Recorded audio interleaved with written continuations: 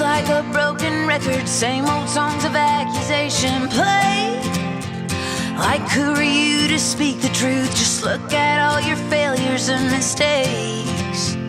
And if they really knew you, there's no way they could love you anyway. Oh, but I will fight the lies with the truth. Oh, keep my eyes fixed on you. I will sing the truth into the dark. I will use my fighting words. Oh, fighting words.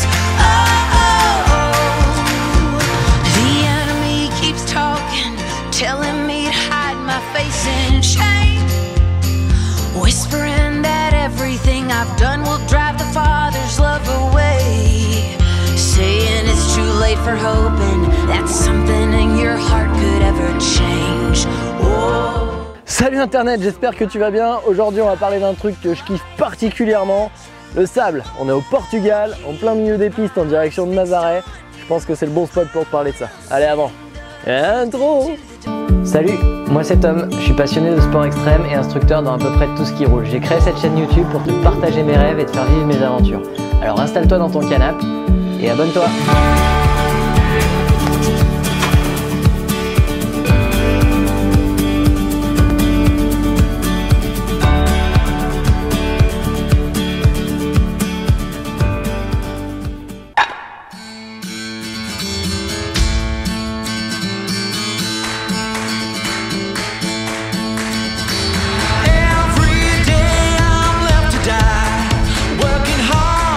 Internet, le sable, c'est aussi bon que c'est dur. Bon, ok, je m'explique. Je connais personne qui sache rouler dans le sable et qui n'aime pas ça. C'est un feeling qui est juste incomparable. Et je connais personne non plus qui se soit pas dit « Waouh, c'est quoi ce bordel ?» la première fois qu'il a mis ses pneus dans le sable. C'est chaud là. C'est quoi ce bordel? Bon, par quoi on commence? Les différents types de sable déjà, ça serait pas mal. Bon, en gros, pour schématiser très simplement, il y a deux grandes familles.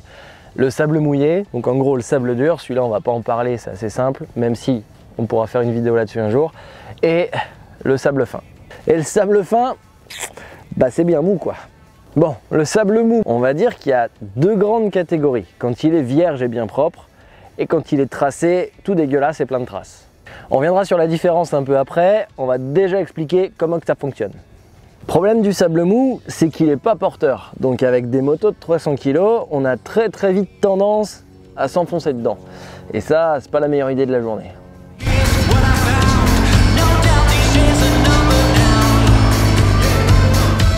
La règle d'or dans le sable, c'est justement de ne pas rouler dans le sable, mais sur le sable. Si t'es dans le sable, t'es mort. Et là, je t'entends arriver Internet. Ouais, bah comment on fait pour être sur le sable s'il n'est pas porteur? Bah, on va faire un truc que je dis rarement. On va mettre du gaz. Et on va faire un autre truc que je dis rarement. On va mettre le DTC off. Ouais, je sais, c'est choquant. Donc il va falloir accélérer fort et lâcher l'embrayage brutalement. Ça va être la seule solution pour s'en sortir dans le sable. Si tu fais pas ça, tu vas t'enfoncer et là c'est fini. Bon, je vais t'expliquer ça un peu plus clairement. Pour rouler dans le sable, il y a deux étapes super importantes. Mais là, on est en plein milieu du trip de Porto, Internet. Du sable, va y en avoir partout, donc je t'expliquerai ça plus tard. Faut que j'avance un peu. Allez, à tout à l'heure.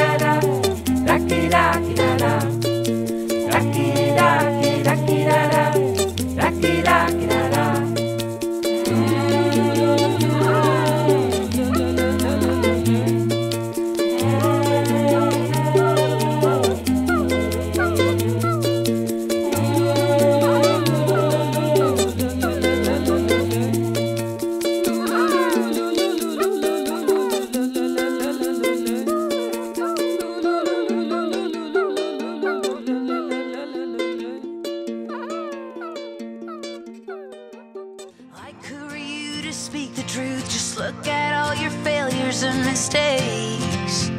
And if they really knew you, there's no way they could love you anyway. Oh, but I will fight the lies with the truth. Oh, keep my eyes fixed on you. I will sing the truth into the dark.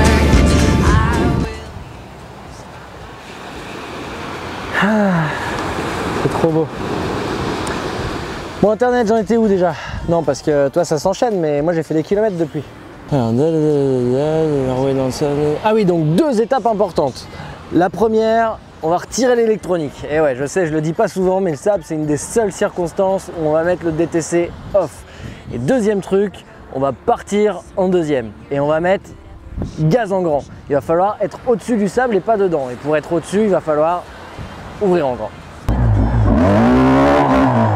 Bon, si le premier moment super important c'est le départ, le deuxième moment à ne pas rater, c'est tout le reste du ride. Il va falloir réussir à rester au-dessus du sable et pas rentrer dedans. Il va en permanence falloir trouver la bonne vitesse pour être au-dessus et ne pas s'enfoncer. Donc concrètement, qu'est-ce que ça veut dire? Une fois qu'on a retiré l'électronique, qu'on a mis gaz en grand et qu'on est parti, qu'on est au-dessus du sable, on va rendre du gaz. Mais on ne va pas pouvoir rendre beaucoup de gaz. Il va falloir garder une vitesse minimum pour que la roue puisse en permanence rester au-dessus du sable. Et ça, comment tu le sens? Tu vas très vite sentir que si la moto s'enfonce, ça devient complètement instable, alors que si tu es au-dessus du sable, c'est nickel et ça roule. Il faut que ça reste nickel et que ça roule. Pour ce qui est de la body position, donc le corps full sur l'arrière de la moto. Les bras le plus souple possible. Encore une fois, comme dans la boue, on doit laisser vivre le guidon. Ça, c'est ultra important. L'autre truc important, c'est qu'il ne va pas chercher à falloir diriger la moto avec le guidon parce que si tu essaies de faire ça, tu vas tomber. Bon, détends-toi, ça ne veut pas dire que sur le sable, on est condamné à aller tout droit pour autant. C'est juste qu'on va diriger la moto avec la roue arrière. Ouais, je sais, c'est pas totalement intuitif. Mais en fait, ce qui se passe, c'est que si tu essayes de te diriger avec ta roue avant comme d'habitude, en tournant ta roue, tu vas pousser le sable et créer une tranchée devant toi. Et forcément, la roue va planter et galipade bam boum, la galipette. Donc ce qu'il va falloir faire, c'est essayer d'incliner la moto et de tourner doucement avec un petit angle de droite ou de gauche, forcément en fonction de où tu veux aller. Alors ça ne veut pas dire qu'on va pas tourner le guidon du tout, puisque forcément le guidon va tourner quand même un peu, mais le mouvement de départ va partir des pieds et non pas des mains. Donc c'est pour ça qu'on peut vraiment se permettre de laisser vivre le guidon de droite à gauche, parce qu'au final il faut vraiment lui laisser faire sa vie. C'est exactement comme sur toutes les autres surfaces, si tu te bats contre la moto, la conclusion ça sera toujours la même, elle va gagner. Donc il faut vraiment la laisser vivre, mais tout en gardant le contrôle de la direction. Là est toute la subtilité. Le regard, je t'en parle, même si c'est une évidence, bien au loin évidemment. Oh, un bateau de pirate. Je suis tanké internet. Ah c'est flûte alors. Donc dans le sable, si tu te tankes, cherche même pas à repartir, tu vas aggraver ton cas plutôt qu'autre chose. Il va absolument falloir sortir ta roue du trou que tu viens de créer. Donc pour ça, rien de plus simple.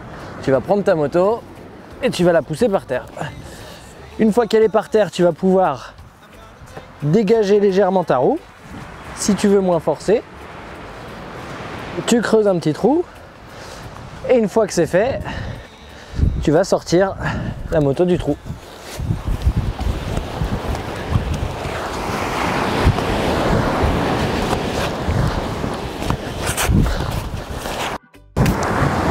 Tu rebouches ton trou et tu essayes de ne pas te foirer sur le départ numéro 2. Et donc j'espère que tu as compris internet que si ta roue était enfoncée dans le sable, c'est qu'au moment du départ, tu n'avais pas assez accéléré. Quand tu pars, il faut vraiment...